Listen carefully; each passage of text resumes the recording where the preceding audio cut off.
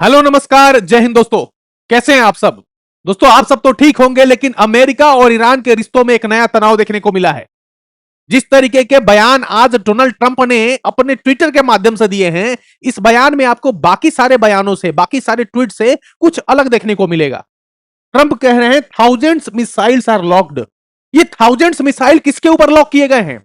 दोस्तों आपको पता होगा कि मोसाद और इजराइल ने ट्रंप को एहसान जताते हुए यह बताया कि भाई आपकी जान हमने बचा ली, आपकी हत्या जो है वो ईरान करने वाला था। You are about to assassinate by Iran. आपकी हत्या हो जाती अगर हम आपको नहीं बचाते। और इस बात से ट्रंप बौखला गए, और बौखलाने के बाद उन्होंने कहा कि चलो भाई थाउजेंड मिसाइल्स को लॉक कर दो। और किसके ऊपर लॉक किया जाए थाउजेंड मिसाइल्स? ईरान के ऊपर।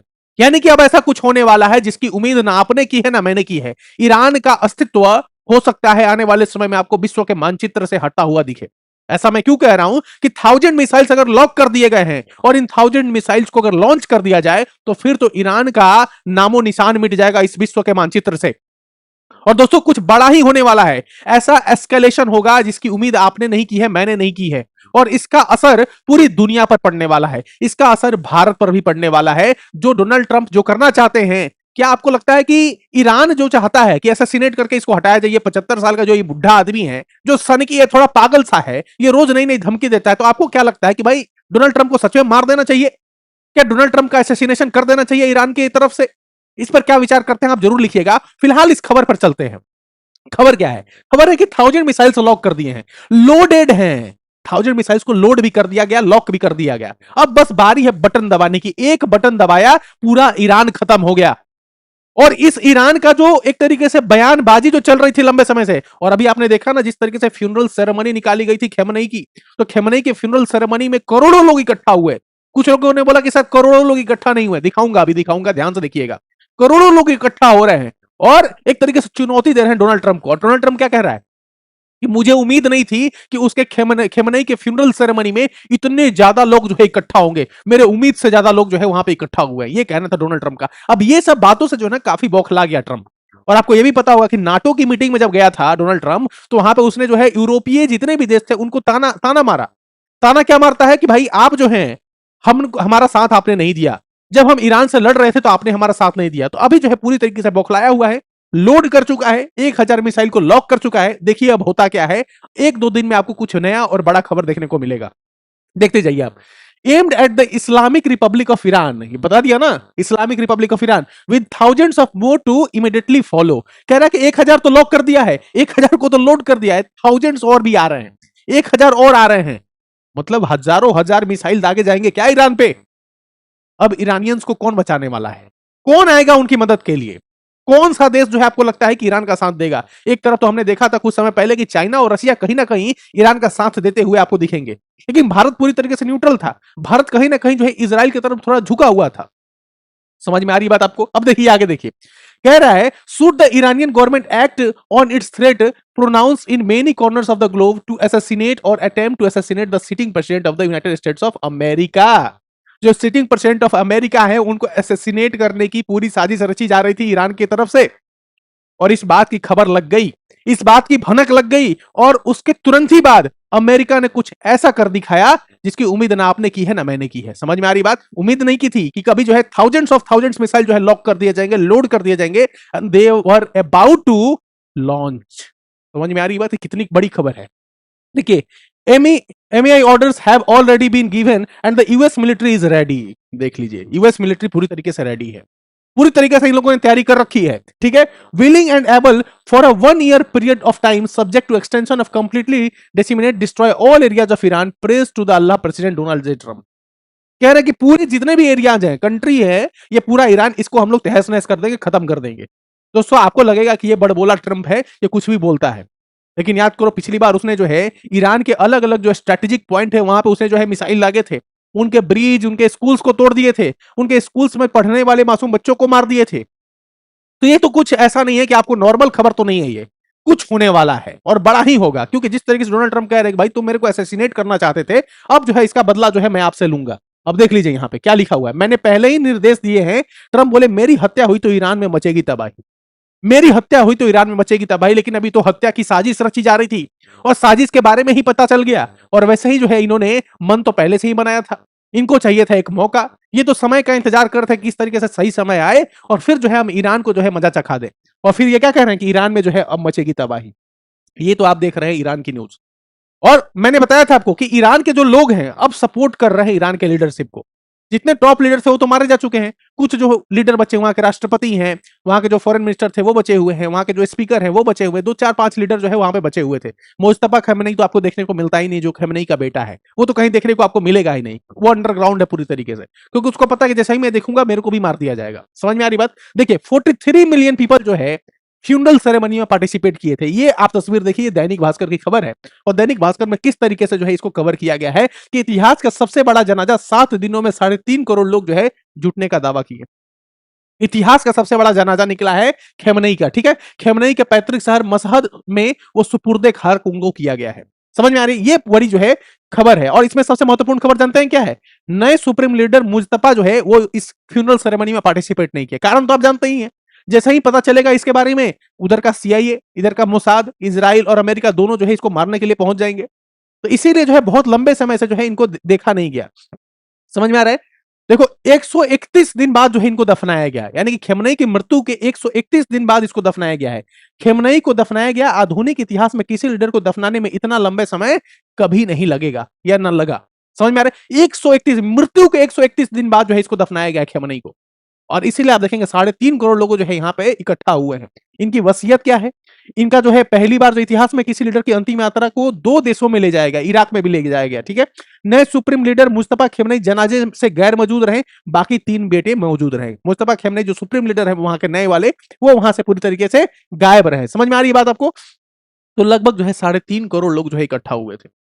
अब यहां पे क्या होने वाला है? अब यहां पे गोली बरसेंगे, बॉम्ब बरसेंगे, मिसाइल्स गिरने वाले हैं। अब इन लोगों को कौन बचाएगा? क्या लगता है आपको, रशिया और चाइना इंटरवीन करेंगे क्या?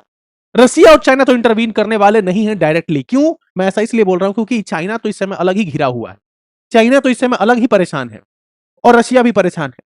दोस्तों भारत को भी थोड़ा सा तो इंटरवीन करना चाहिए। आपको क्या लगता है, मीडिएशन करना चाहिए क्या भारत को? क्योंकि भारत का जो लेवल है वो पाकिस्तान से काफी ऊपर है। पाकिस्तान तो बीच में जो है हीरो बनने की कोशिश कर रहा था, लेकिन भारत का जो ओहदा है आप जानते हैं विश्व में वो काफी ऊपर है। भारत अगर कुछ करना चाहेगा तो उसकी बात को अलग तरीके से रखा जाएगा। भारत ने जिस चाबहार पोर्ट को डेवलप किया था, जिस चाबहार बंदरगाह को हमने जो है अपने पैसों से जो है उसको आगे बढ़ाया था, उसका विकास किया था, उसके ऊपर भी बॉम्ब बरसाए गए, गोली बरसाए गए, उसके ऊपर भी मिसाइलें दागी गई। देख लीजिए ना, हमले में ईरान का चाबहार पोर्ट तबाह, यहां भारत ने 1000 करोड़ रुपए लगाए थे। 1000 करोड़ रुपए जहां पे हमने खर्च किए, अपने जहां पे हमने इन्वेस्ट किए, उन सब पैसों को जो है डिस्ट्रॉय हो गए, वो सारे पैसे डिस्ट्रॉय हो गए हमारे। कैसे? वहां पे जो है बॉम्ब गोली बारूद जो है दागे गए हैं अमेरिका की तरफ से। समझ में आ रही बात आपको? लेकिन भारत ने जो है इसका दूसरा रास्ता खोज रखा है, इसका दूसरा रास्ता खोज रखा है। ये जो 1000 करोड़ रुपए हमारे जो लगे हुए हैं, इनको वापस कैसे लेना है। समझ में आ रही बात? ईरान का कतर, जॉर्डन, इराक पर जवाबी हमला, 5 देश निशाने पर। खेमनई का जनाजा, अमेरिका ने तेहरान से मसहद को जोड़ने वाले 2 रेल ब्रिज भी उड़ा दिए। अब देखिए ये तो बैकग्राउंड चल रहा था कि रेल ब्रिज उड़ा दिए, बॉम्ब गोले दाग दिए। अब जो है 1000 मिसाइल्स जब लॉक हो गए, ये तो मैं आपको पहले की खबर दिखा रहा हूं, कल परसों की। आज की जो लेटेस्ट खबर है वो ये है कि भाई बॉम्ब गोली दाएंगे, 1000 मिसाइल लॉक हो चुका है, लोड हो चुका है, बस लॉन्च होने की बारी है। और एक तरफ हमारे प्रधानमंत्री को आप देख लीजिए, प्रधानमंत्री न्यूजीलैंड के दौरे पर है। और न्यूजीलैंड के दौरे पर सबसे खास बात क्या है आपको बताऊं? न्यूजीलैंड के दौरे पर इनके साथ पहुंचा हुआ है भारत का सबसे बड़ा जासूस, भारत का सबसे बड़ा योद्धा, भारत का सबसे बड़ा देशभक्त अजीत डोभाल। और अजीत डोभाल जो है नेशनल सिक्योरिटी एडवाइजर, जो है राष्ट्रीय सुरक्षा सलाहकार, जो है वो प्रधानमंत्री के साथ साथ घूम रहे हैं, चाहे वो इंडोनेशिया हो, ऑस्ट्रेलिया हो, या फिर हमारा जो है न्यूजीलैंड हो। लेकिन आपको मिनिस्टर ऑफ एक्सटर्नल अफेयर्स देखने को नहीं मिलेंगे। सुब्रमण्यम जयशंकर जी आपको देखने को नहीं मिलेंगे। सुब्रमण्यम जयशंकर जी अलग देशों के दौरे पर हैं, मिडिल ईस्ट में है, कतर के दौरे पर जा रहे हैं। वो अलग अलग दौरे पर वो जा रहे हैं। क्यों जा रहे हैं? क्योंकि भाई दोनों लीडर्स ने एक मन बना रखा है। क्या मन बना रखा है? कि भाई विश्व में अपनी पहचान जो है वो ऐसी बना देनी है ताकि हमारे ऊपर कोई आंख उठाकर ना देख सके। समझ में आ रही बात? और इसीलिए आप देखेंगे कि न्यूजीलैंड में 40 साल बाद, नंबर याद रखना, 40 साल बाद जो है कोई प्रधानमंत्री न्यूजीलैंड की भूमि पर उतरा है भारत की तरफ से। 40 साल बाद, 40 वर्षों बाद जो है न्यूजीलैंड का कोई दौरा करता है प्रधानमंत्री। और ये देख लीजिए, ये जितने भी देशों के दौरे हैं ना, इन सारे देशों के दौरे में से कि यहां पे देखो 60 साल बाद जो है कोई आयरलैंड का दौरा करता है 2015 में, और कौन होते हैं? प्रधानमंत्री नरेंद्र मोदी। ऐसे बहुत सारे देश हैं जहां पे प्रधानमंत्री नरेंद्र मोदी ने दौरा किया है 30 साल बाद, 35 साल बाद, 40 साल बाद, 50 साल बाद, यानी कि हम उन सारे देशों को भी टारगेट में कर रहे हैं, उन सारे देश से भी अपना संबंध बना रहे हैं, उन सारे देशों के साथ भी अपना स्ट्रैटेजिक रिलेशनशिप डेवलप कर रहे हैं, जो देश काफी छोटे हैं, जिन देशों के ऊपर कभी हमारी नजर नहीं गई। हम अमेरिका और रशिया और चाइना के बीच में ही खेलते रहे, लेकिन भारत के प्रधानमंत्री ने क्या मन बनाया है? उन्होंने मन बनाया है कि हम नाइजीरिया से भी रिश्ते बनाएंगे, हम गुआना से भी रिश्ते बनाएंगे। आपको बताओ, गुआना में पहली बार प्रधानमंत्री नरेंद्र मोदी ने 2024 में अपना कदम रखा था। 56 साल बाद, 56 इयर्स बाद कोई प्रधानमंत्री वहां पे पहुंचा था। आपको ये जानकर हैरानी नहीं होती क्या कि हम देश में, विश्व में इतने सारे देश हैं, उन देशों के साथ अपने रिश्तों को हमने अच्छा नहीं किया, इन सारे देशों के साथ हम अपने रिश्तों को और डेवलप नहीं किए, बल्कि हम ये 3-4 जो बड़े देश हैं, फ्रांस है, रशिया है, अमेरिका है, चाइना, इनके साथ ही हम खेलते रहे। दोस्तों, हमारी जरूरत जो है वो इन सारे देशों से पूर्ति, उनकी पूर्ति नहीं होगी। ये जो छोटे छोटे देश है ना, ये देख लीजिए, ग्रीस में जो है 40 वर्ष बाद जो है पहुंचे थे, 40 वर्ष बाद पहुंचे थे नरेंद्र मोदी, और देख लीजिए आज न्यूजीलैंड पहुंचे हैं 40 वर्ष बाद। समझ में आ रही है बात? तो ये बहुत ही महत्वपूर्ण बात है भारत के प्रधानमंत्री के लिए, और वहां पे राष्ट्र, वहां के जो लीडर हैं, वो खुद जो है उनका हाथ खोलकर गर्मजोशी से स्वागत करने के लिए खुद एयरपोर्ट पे पहुंचे थे। यह दिखाता है कि भारत के प्रधानमंत्री का कद कितना बड़ा है, और हमको जो है दुनिया किस नजर से देख रही है। हमने फ्री ट्रेड एग्रीमेंट साइन कर रखा है, किसके साथ? न्यूजीलैंड के साथ। फ्री ट्रेड एग्रीमेंट अब हम रशिया के साथ साइन करने वाले हैं। ये देखिए भारत के इकोनॉमी के लिए कितनी महत्वपूर्ण बात है। India Russia progressing on bilateral investment treaty free trade agreement, ये एम्बेसडर का कहना है, जो हमारे एम्बेसडर है, राजदूत है।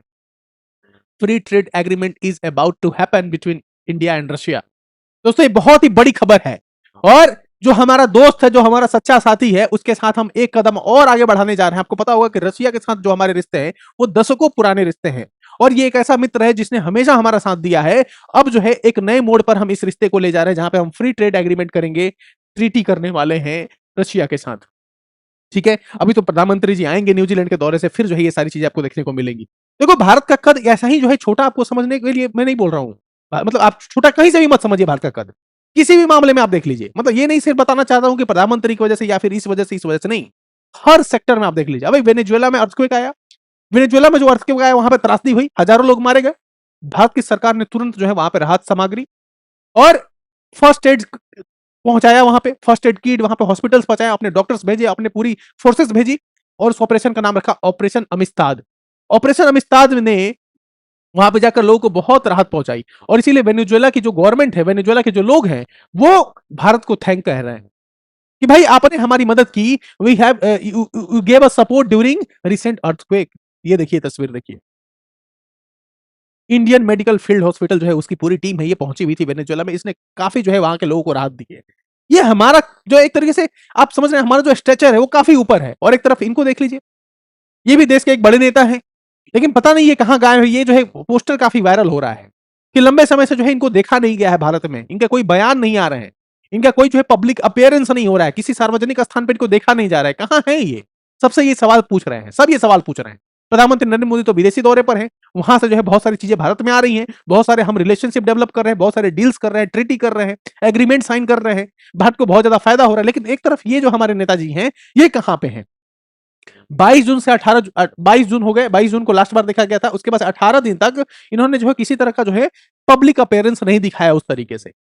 कहां है ये? आपको खबर है तो एक बार कमेंट में जरूर बताइएगा कि कहां है ये महानुभाव जो जिनका पब्लिक अपीयरेंस देखने को नहीं मिल रहा। और सबसे महत्वपूर्ण खबर जो ये है, इसको मैं किसी और वीडियो में और विस्तार पूर्वक आपको चर्चा करूंगा कि भारत की सरकार और भारत के गृह मंत्री जो हमारे अमित शाह जी हैं, है ना, अमित शाह जी ने एक बहुत बड़ी हाई लेवल की मीटिंग की, और हाई लेवल की मीटिंग उनके साथ की, उन सारे पदाधिकारियों के साथ की जो उन डिस्ट्रिक्ट्स में तैनात हैं जो बॉर्डर के साथ साझा करते हैं। यानी कि हमारे जितने भी इंटरनेशनल बॉर्डर्स हैं, जो अंतरराष्ट्रीय सीमा है, वहां पे जो हमारे डिस्ट्रिक्ट्स हैं, जो जिले हैं, उस जिले में जितने भी हमारे पदाधिकारी हैं, जो एसपी हैं, एसएसपी हैं, उनको बुलाकर जो ये मीटिंग बैठाई गई है, land border district SPs conference 2026। और इसमें आप देखेंगे तो ये होम मिनिस्टर हैं, ये होम मिनिस्टर जो है हमारे स्टेट है, एमओएस हैं, ये मिनिस्टर ऑफ स्टेट है, ठीक है। और फिर जो है और भी आपको यहाँ पे होम सेक्रेटरी आपको देखने को मिलेंगे, सब लोग आपको देखने को मिलेगा। ये क्यों किया जा रहा है? ये मीटिंग क्यों की जा रही है? कोई बता सकता है क्या? इस मीटिंग के बारे में अगले वीडियो में चर्चा करूंगा, इसीलिए चैनल के साथ बने रहिए, चैनल को सब्सक्राइब कर लीजिए, वीडियो को लाइक कीजिए, कमेंट में अपनी हाजिरी जरूर दे दीजिए एक बार जय हिंद जय भारत लिखकर। और आपको क्या लगता है कि गृह मंत्री साहब कौन सा नया पैतरा खेलने वाले हैं, और ये अंतरराष्ट्रीय सीमा पर इतनी हलचल क्यों है? अगर गृह मंत्री ने ऐसी बैठक बैठाई है ऐसी बैठक की है, तो इसका जो है एक बड़ा परिणाम आपको आने वाले समय में देखने को मिलेगा। इस पर विस्तृत चर्चा करूंगा एक सेपरेट वीडियो में, चूंकि ये वीडियो लंबा हो जाएगा। तब तक के लिए चैनल के साथ बने रहिए। Take care, have a good day. जय हिंद, जय भारत दोस्तों।